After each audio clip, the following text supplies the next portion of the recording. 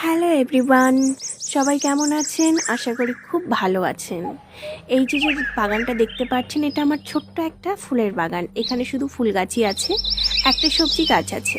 সেটা কি সবজি গাছ সেটা পরে জানিয়ে দেবো আপনাদেরকে। আশা করি আপনাদের আমার ভিডিওগুলো দেখে ভালো লাগে, তো অবশ্যই লাইক কমেন্ট করে যাবেন। আর সবাই তো জানেন আজকে কিসের ওপর আমি ভিডিও করছি। ওপরের ট্যাগলাইনটা দেখে তো বুঝেই গেছেন, আজকে 5 জুন।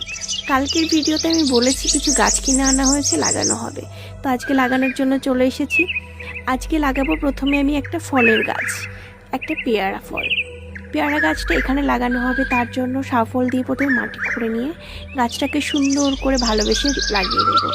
এবার দেখো, একটা নতুন গাছ যখন লাগানো হবে, সেই গ্রো ব্যাগ থেকে বের করে তার কিছু অংশ ওপর থেকে, কিছু অংশ নিচে থেকে মাটি ছড়িয়ে দিতে হবে। কারণ এই মাটিটার সঙ্গে যদি আমি আমার বাড়ির মাটির সঙ্গে লাগাই, তাহলে গাছটা কখনোই বাড়বে না।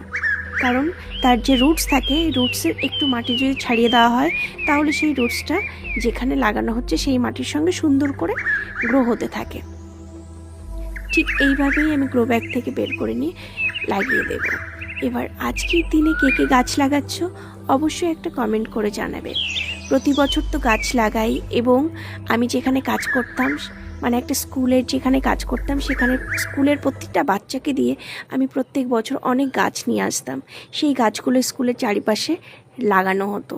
জানি না এই বছর কী হচ্ছে স্কুলে, আমি তো গাছটা ছেড়ে দিয়েছি, খুব মিস করছি স্কুলটাকে।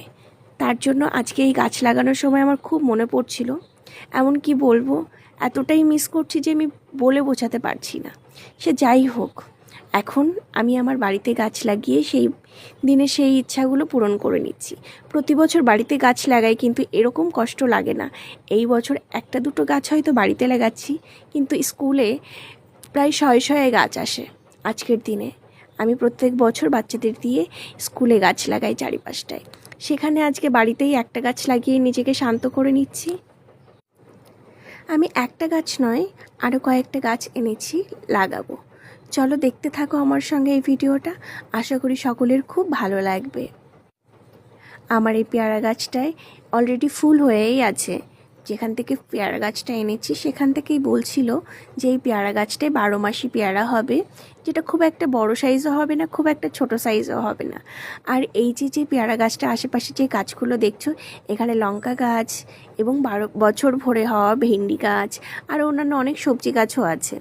পরে একদিন অন্য কোনো ভিডিওতে জানাবো।